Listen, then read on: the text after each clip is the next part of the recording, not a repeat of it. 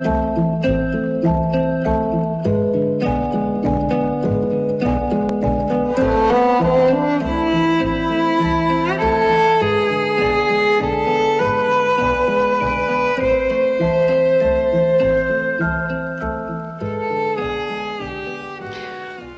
mais do que em qualquer programa, vamos falar de todos nós. É que só podemos falar de todos nós quando, de facto, integramos toda a diversidade de pessoas que somos. Mais ainda, ao falarmos, e particularmente o nosso tema hoje será sobre a sexualidade na deficiência, é uma oportunidade para pensarmos sobre a sexualidade de todos, sobre a liberdade e sobre as diversidades e as grandes possibilidades que a sexualidade oferecem. Isto significa que há grupos particulares que nos permitem retirar e sair daquilo que habitualmente é considerado a norma e não serve só para esses grupos particulares, serve para todos. Eu agradeço a vossa presença aqui e aquilo que nos vão permitir pensar sobre a sexualidade de todos a partir de algumas especificidades. Temos connosco o Rui Machado. Sim. E a Vera, eu vou pedir-lhe que diga o nome porque eu nunca consigo dizer com a sua... Bom valor. Bom valor.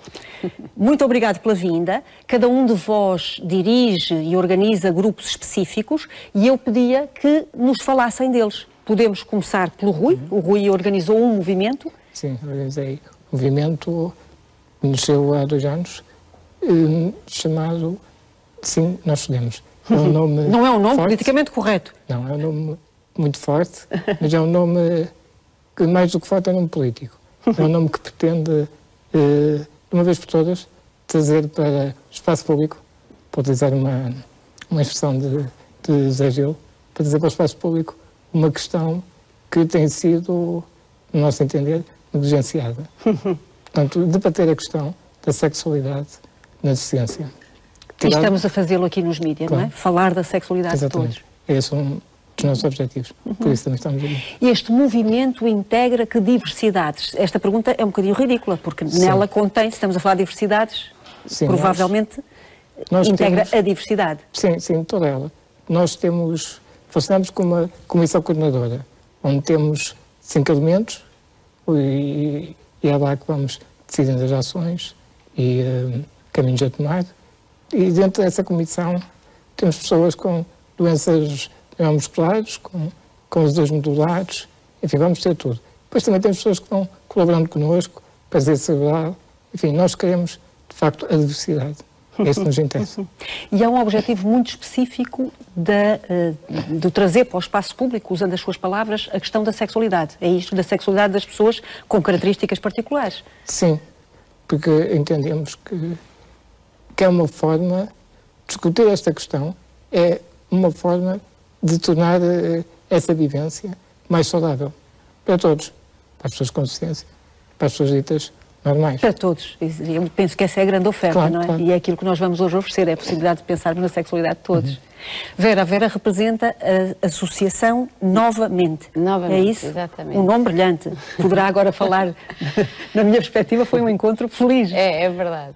E o mérito é de uma agência, que é a Brandia, que nos ofereceu este trabalho de procura para um bom nome de marca. Isto porque a associação se chama Associação de Apoio aos Traumatizados Crânioencefálicos e suas famílias. Era um nome comprido. Portanto, uma marca, novamente, veio ajudar-nos a apresentar-nos e às pessoas que têm este problema memorizarem, porque um dos problemas, por exemplo, será, e já vão ver, a memória. Novamente tem esta missão de ajudar quem, de repente, numa certa fase da sua vida, por um acidente inesperado, sofre um traumatismo craniano grave, e por isso sofre a parte de coma e de renascer e renovar-se, ser uma nova pessoa, ser... É mesmo uma nova mente. Exatamente, e exatamente. Por outro lado, de novo. De novo, portanto, há um renascer com uma nova mente, com uma nova forma de pensar. E acaba por ser também num novo mundo, porque o mundo em que ela era e estava... já não é o mesmo em que, ou não é igualzinho ao que ela vai estar agora.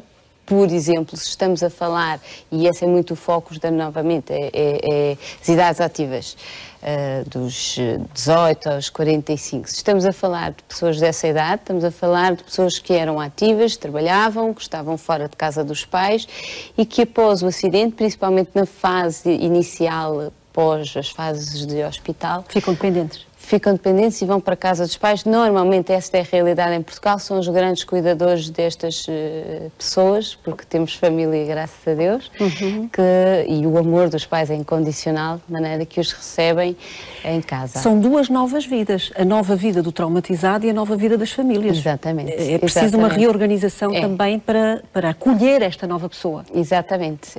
A família transforma-se completamente. Novamente, a associação ajuda as famílias, desde o início, mesmo ainda em fase hospitalar, a dar informação e apoio. Sabemos nós, pela nossa experiência, nós somos tomados como as familiares, portanto, o apoio que damos, a informação que damos é da experiência própria e de experiência que vamos tendo com o apoio de médicos, de instituições. Então, o que fazemos desde o início? Vamos fazendo uma espécie de prevenção e apoio emocional aos cuidadores. Sabemos nós que as informações que vamos dando, umas são muito óbvias e práticas, de como lidar com seguros, o que fazer, direitos com a segurança social, outras são muito sociais e de prevenção para a família. A relação que tem com o seu cuidador, a relação que vai ter com o seu filho quando ele começar a acordar, e aí entra, se calhar, o motivo que eu estou aqui, que é o motivo da sexualidade nos cuidadores. Na própria vítima, quando faz este caminho pela pós-hospitalar, o acordar, ele próprio se vai reconstituir. Há aqui uma perca, em muitos casos, de ensinamentos, porque nós estamos toda a vida a aprender, não é? Claro. E muitas das coisas que aprendemos até à altura do acidente, algumas delas perdem-se, muitas perdem-se. E nota-se muito isso na relação interpessoal, emocional. Não há, é como se a memória se apagasse. Exatamente. E, portanto, há um saber que não está lá. Estas regras de sociedade, as regras de falarmos uns com os outros, o controle de impulsos, isto tem que ser... Torna-se mais genuíno. É possível, já vamos falar sobre isso, não é? Porque de alguma maneira fica-se de novo limpo de algumas condições sociais. Rui, de que forma é que isto toca? Porque estamos a falar de um estigma também, ao falarmos hoje aqui da sexualidade das pessoas deficientes, enfim, é uma palavra que daqui a bocadinho nós podemos refletir sobre isso. Estamos a falar também de estigmas, de formas de olhar a sexualidade de uma dada maneira e particularmente a sexualidade de pessoas com características particulares. Nós costumamos apresentar como um movimento que quer desmistificar a sexualidade nas pessoas com diversidade funcional. E, portanto, partimos de uma premissa essencial, de que a sexualidade é essencial para o desenvolvimento pessoal, a construção da personalidade e das relações sociais. Partimos desta evidência, que é uma evidência até científica, e a partir daí queremos justamente ir de encontro à sua questão, quebrar preconceitos que existem, que estão associados às pessoas com deficiência. São eles, por exemplo, posso lembrar alguns, por exemplo, achar-se ainda que as pessoas com deficiência são assexuadas. Ainda Sente que esse preconceito é forte e ainda existe. Existe. Se é que, o que seria ser assexuado, não é? É um preconceito que eu tenho a ideia que não há bem noção do que isso quer dizer. Sim, é verdade. Mas ainda existe. Essa crença irracional existe, ainda. Como existe também o seu oposto, assim. Que são hipersexuados. É verdade. Também vai existir. Depois existem outros preconceitos que são mais gerais, como, por exemplo, achar-se que a sexualidade é meramente genital. Isso Esse é o grande preconceito social. Verdadeiramente dramático para a sexualidade em geral e também para nós. O que é que normalmente costumam explicar a esse nível? Quando falam, e uma das funções que também têm é dar palestras, não é? Sim. E quando falam sobre esta desgenitalização da sexualidade, o que é que habitualmente costumam contar? Falamos o mais abertamente possível e dizemos o que é que acontece em cada uma das deficiências, ser escondida, falando abertamente, e as pessoas vão percebendo que por vezes são necessárias adaptações, mas que a sexualidade plena existe. As pessoas lá em casa, algumas naturalmente, e estas que eventualmente pensam assim, que fazem parte deste grupo de pessoas que considera que a sexualidade está ligada à genitalidade, estarão a perguntar-se, então, como é a sexualidade? O que é que o Rui diria? Não sendo genital, como é possível esta forma de sentir mais generalizada, mais deslocalizada? a sexualidade são os afetos. Claro. Não é? A partir daí são imensas coisas. É aquilo que duas pessoas quiserem. Uma também. Sim, uma também, é verdade. Mas o maior preconceito é de que não existe entre duas. Relativamente ao autoerotismo, as pessoas não há um estigma tão grande. Não, quer dizer, as pessoas aceitam-se. É mais difícil ser aceito do que... E também é uma questão interessante. É mais difícil ser aceito do que nós aceitamos a nós. Isso vamos conseguindo fazer. É mais difícil ser aceito do que a autoaceitação? Sim. Em relação ao autoerotismo? Eu acho que sim. Acho que sim. Mas estava o Rui a dizer, portanto, a sexualidade é o afeto. Sim. O afeto em geral, não é? Sim, claro. E essa partilha a dois, pelo menos duas pessoas, é qualquer coisa que acontece com qualquer ser humano. Eu julgo que sim. Não tenho dúvidas. E o prazer da troca de afetos é também falar de sexualidade. Claro. Estamos a falar de quê? Corpo, pele... Corpo, toque... Estamos a falar de fascínio. Fascínio. E de concretização desse fascínio. E há imensas formas de concretização. Todas elas boas. E todas elas passíveis de serem sentidas. Claro, sim. Ao escutá-lo, parece trazer um maior nível de possibilidades. Porque quando as pessoas genitalizam, se por algum motivo, em algum momento, há cansaço ou há alguma incapacidade de sentir pela vida, pelo cotidiano, perde-se esta coisa tão grande que é a possibilidade de viver a sexualidade. Exatamente. Essa é a descoberta feliz no meio disto tudo. Então essa é a boa nova que nos traz.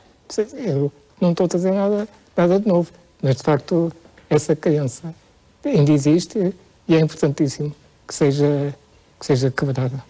Nós aqui no programa temos falado muito disto, Sim. não é? De que a sexualidade é qualquer coisa geral, claro, e generalizada, mas às vezes não ser dito em nome pessoal fica assim uma coisa muito vaga. Sim. Aquilo que o Rui nos traz é também a possibilidade de dizer eu e nós, não é? Portanto há um discurso pessoal. Na primeira pessoa. É na primeira pessoa. Sim, sim, porque lá está, queremos assumir como seres sexuais. Que toda a gente é, não é? Toda a gente nasce com um coração. A partir daí, todos têm afeto. Interessante, o órgão fundamental da sexualidade, naquilo que diz, para si, é o coração. Eu acho que sim. Obviamente que é uma linguagem mais poética, mas eu acredito que sim. Muitas vezes diz que é a cabeça. E, assim, rigorosamente, em termos científicos, disse que sim. Mas eu gosto de acreditar. Só no coração.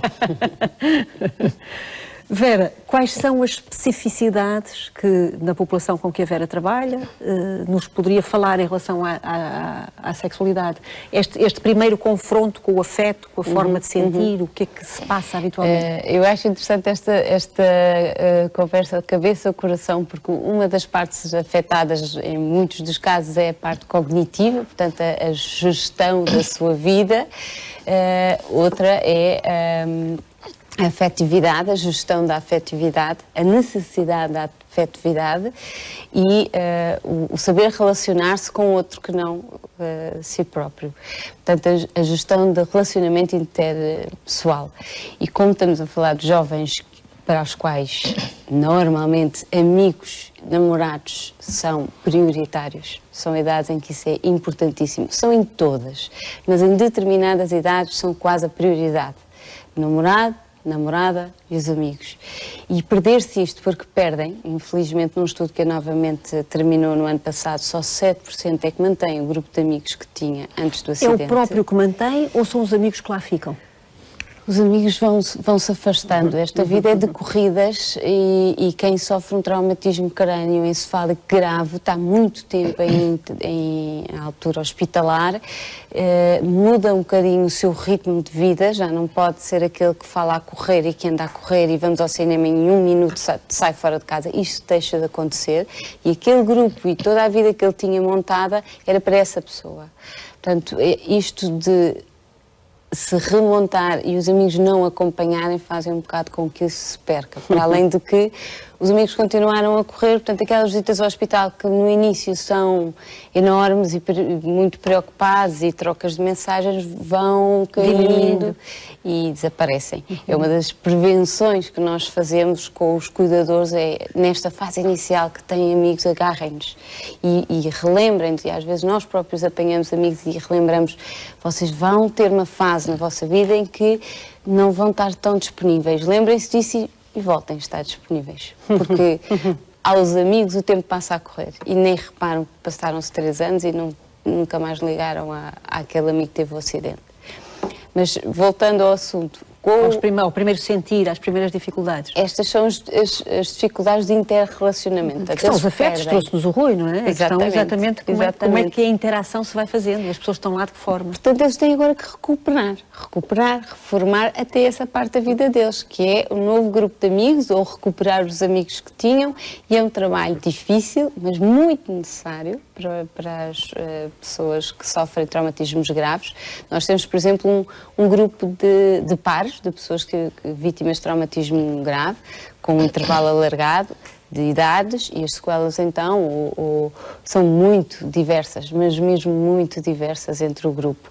Mas é uma forma, por exemplo, de se reconstituírem como pessoa que interage com outras, porque até lá ficou-se muito mais... A doença assambarcou-se da própria pessoa e deixou de haver esta vida social. Quando entram para o grupo, começam a voltar a relacionar-se. E há o prazer da interação, porque é de prazer que estamos a falar, não é? Há um grande prazer na interação. Sexualidade, estamos a falar de fascínio, é interessante a palavra que há um prazer de interação e há esta possibilidade de debate de assuntos como estes, porque estão num local onde eles falam abertamente de tudo. Os cuidadores não participam, portanto, o tema é aberto e sem críticas. Temos 2 coordenadores nossos em sala que controlam temas ou levam temas para a mesa ou estão, da parte novamente, disponíveis para levar especialistas caso o grupo peça. Hoje, por exemplo, temos um encontro de pares, vai lá um especialista falar sobre um tema que o grupo pediu.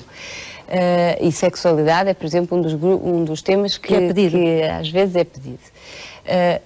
Esse grupo interage uns com os outros e falam muito disto porque é um local onde eles podem estar sem o que se diz críticas. Quando se fala disto, é engraçado quando nós nos referimos à sexualidade, normalmente usamos muito esta expressão, falar disto. O Duarte Vilar até tem um livro que se chama exatamente Falar disso ou disto. O que é dito? Esteve algumas vezes no grupo? Sim. O que é que vai ouvindo? Já cheguei a ser coordenadora. Um dos temas que é dito com maior frequência tenho tido, desde o acidente, grande dificuldade em conseguir um namorada. Uns atribuem a que ando a procurar namorados acima do que eu consigo atingir. O ego é uma coisa que cai um bocado e que nós temos sempre que trabalhar. Portanto, há este sentimento de eu não chego lá. Do que eu consigo atingir a que nível? Namorados ou namoradas acima do que consigo atingir? Eu estou à procura de ter namorados que a mim não me ligam nenhuma. Porque são... As pessoas que eu procuro não se interessam por mim, Não se interessam por mim, porque eu agora tenho estas sequelas, tenho aquelas, eles nem olham para mim e eu estou presa em mim própria, porque estou sempre à procura de quem não olha para mim. Portanto, temos sempre que trabalhar isto no próprio, temos que trabalhar muito este ego, esta autovisão de si própria, que é importantíssima para a relação, para os afetos, para a sexualidade. E que é importantíssima na população geral. Eu estou a pensar no enorme número de adolescentes e adultos que têm esta sensação, não é? Cá estamos nós a falar de... O nosso nome, na primeira pessoa, também tem esse objetivo. Também é uma mensagem para dentro, não só para fora. Também é para nós, sim, para os próprios. Que são nós. Portanto, esta questão da autoestima ou do conhecimento de si, do prazer de si, não ter vergonha de ser em relação ao outro, tem que ser trabalhado fortemente em toda a população. Sim, diria que sim. Outra das coisas que eles debatem muito é na fase inicial pós-alta, onde ainda estão a aprender e reaprender muita coisa, o instinto está mais forte do que o conhecimento da sociedade. O que é que eu quero dizer com isto? É que o impulso não é cortado. De maneira que há comportamentos que a sociedade não... Não há crítica. Não há crítica. Isso. Portanto, eu ali estou neste momento a apetecer-me fazer uma coisa e faço. E a sociedade não aceita isto. Quando estamos a falar de sexualidade, então, é um problemão. Temos ali. O que é que acontece que não é aceito? Por exemplo, uma mãe que estava no consultório com o seu filho que tinha tido o traumatismo, a mãe afastou-se um bocadinho, quando voltou à sala estavam pessoas a sair da sala muito revoltadas porque o filho teve ali um sítio, apeteceu-lhe, mexeu-se. Masturbou-se ou tocou-se no sexo. Portanto, estes ensinamentos... Ou seja, o corpo de facto é um todo. Exatamente. E esta história de que aquela parte do corpo tem regras particulares. Exatamente. É uma construção social. É uma construção que se tem que recuperar.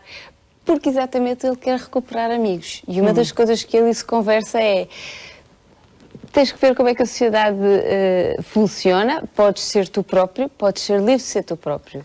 Mas se queres então que na sala não saiam algumas pessoas, pensa na atitude. Repara que esta atitude não é... Que é um conceito difícil. É muito difícil. Pensa na atitude, o que é que isto quererá dizer exatamente.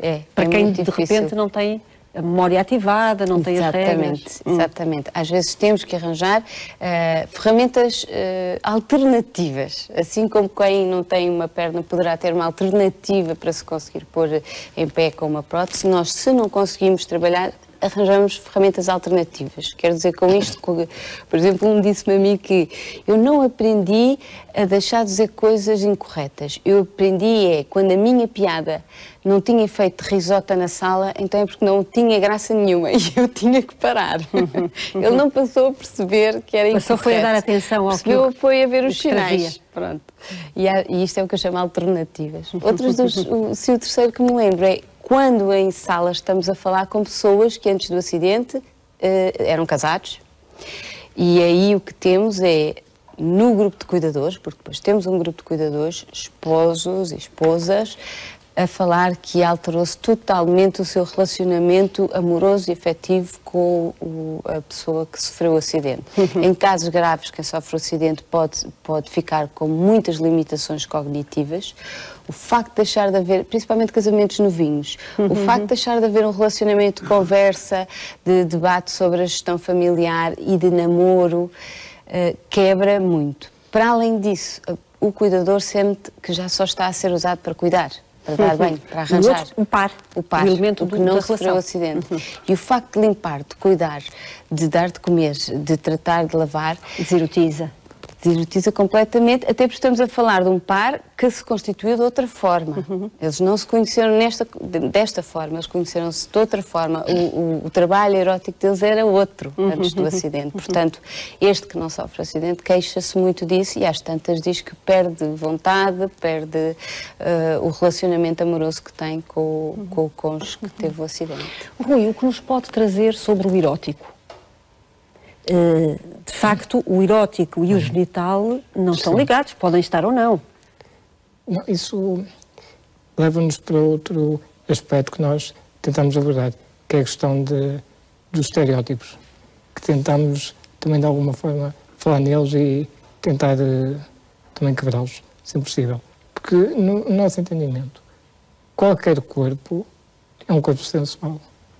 Qualquer corpo tem pele, não é? Ou seja, é capaz de sentir. Claro.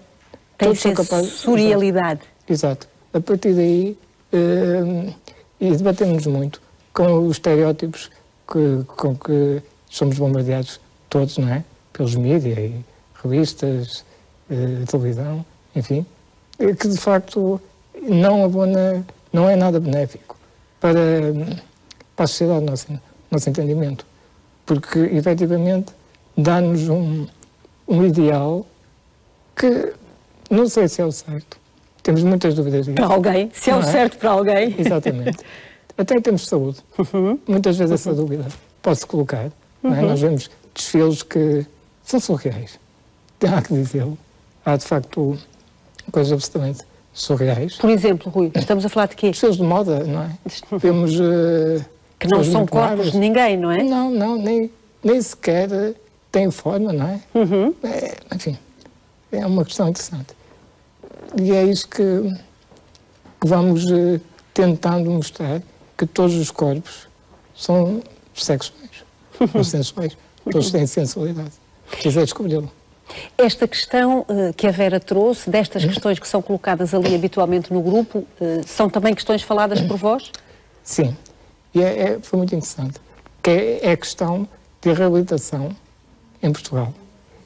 E será Enfim, a reabilitação em Portugal é feita de uma forma bastante competente, há que dizê-lo. Temos, de facto, um sistema. Que bom, que bom. Sim. Poder dizermos aqui Mas, qualquer coisa em Portugal funciona de uma forma competente. Acho que sim. Mas a pergunta que eu faço é, será que têm atenção, ou que dão atenção devida à esfera sexual? Também sei que um trabalho muito interessante tem sido feito nessa questão. Mas será suficiente? Nós próprios, deixe-me dizer só isto, recebemos dúvidas de lesados modulares. Não era suposto. Por exemplo, que tipo de dúvidas? Como é que adaptações, o que é que podem fazer, a nível de medicação, a nível de objetos? Perguntam-nos isso. Não era suposto. Era suposto que os técnicos da reabilitação tivessem dado essa informação. Eu julgo que sim. A questão é que da sexualidade não se fala em contexto nenhum, porque nem nenhum tipo de formação de nenhum técnico, nos currículos das formações, eu estou a pensar médicos, psicólogos, enfermeiros, só se dá sexualidade excepcionalmente quando vai lá um professor falar de outro tema e por acaso sabe alguma coisa de sexualidade. Seminário, não é? Um seminário episódico. Exatamente, episodicamente. Quando, por sorte, naquele curso de formação existiu, não é? Pois é preciso as pessoas irem à procura dessa informação. E, portanto, sente que há esse tipo... Ou seja, é muito importante que existam associações e lugares onde as pessoas se podem informar. Eu quero valorizar o trabalho que tem sido feito. Mas aquilo que vamos só esta particularidade. Sim, aquilo que vamos sentindo é que nos parece que pode ser... que se pode fazer mais e que era muito importante que se fizesse mais. Porque, quer dizer, a abordagem da reabilitação deve ser holística. Quanto a isso, não há a menor dúvida. Como é que sente, e a nome pessoal ou no nós, esta questão dos namoros, dos afetos, da sensação de que não se pode gostar da pessoa que eventualmente não gosta de nós? Como é que isso é? O que é que o Rui nos poderia dizer sobre esse tema? Enfim, desgostos de amor, todos têm. Ponto número 1. Mas, de facto, quer dizer, por aquilo que já dissemos, por a questão de corpos diferentes, da diferença, de facto, as pessoas com deficiência estão mais sujeitas, isso acontece, a ter mais desgostos de amor. Mas eu diria que... Isso acontece? Acontece. Eu diria que nem acho que seja absolutamente dramático, porque é aquilo que... Primeiro porque toda a gente tem. Claro. Quanto a isso. Depois, aquilo que eu vou vendo é que se vai conseguindo, seguindo a vida e as coisas vão acontecendo. E acaba por se encontrar a pessoa certa. Esta é uma mensagem também que transmitem. Encontrar a pessoa certa significa encontrar alguém que num determinado momento da vida esteja connosco, é isso? Sim. Da forma que nós desejamos. Claro. Pode não ser para sempre. Pode não ser para sempre. Ou pode acontecer ser. É assim, aconteceu uma partilha, digamos assim. Uma partilha, não é, entre duas pessoas. Uma partilha? Sim. Acontece. Que tipo de estereótipos tem sentido mais fortemente? Nesta questão do corpo, portanto, o corpo, as pessoas têm medo daquilo que, quando nós vemos o diferente é tudo tão diferente, não é? Mas há diferenças que são consideradas maiores do que outras. Sim, a questão do corpo, diferente, não é? Isso pode incomodar e suscita curiosidade. Quando começa a haver aproximação, a dada altura, a conversa tem que chegar. Não é? Mas... E conversa-se, tem-se conversar, como se devia conversar sempre, diria eu. Isto faz-lhe sentido, Vera? Totalmente, Sim. totalmente. E a propósito de se conversar e das associações, é mesmo isso. Se em casa não conseguimos ter esta abertura ou dificuldades, ou mesmo nos centros de reabilitação não vemos a resposta que gostávamos, é falar abertamente às associações. Estamos habituados às perguntas e se não soubermos dar as respostas, encaminhamos a quem sabe melhor do que nós, com franqueza, com simplicidade. Parece-me que o que aqui fica claramente vincado é que o ser humano é um todo. E o que é importante que cada um de nós faça é sentir o outro nesse todo, com as suas particularidades, independentemente da forma do corpo, independentemente da estrutura cognitiva, independentemente, enfim, de todas as imagens que nós vamos tendo do que estaria certo. Sim. E o diálogo e a partilha pode ser qualquer coisa que transforma a relação e transforma o nosso estar com o outro. Sim, eu diria que somos um todo, não é? Mas que somos mais iguais do que diferentes. Também é importante termos essa noção. Temos, de facto, diferenças. Eu estou sentado num aparelho diferente de vocês, é evidente. Há, de facto, diferenças. Mas, no essencial, eu acredito que somos iguais. E com isto terminamos o nosso programa. Muito obrigada pela vossa presença cá. Muito obrigada por esta partilha que nos ofereceram. Uma boa noite a todos e a todas.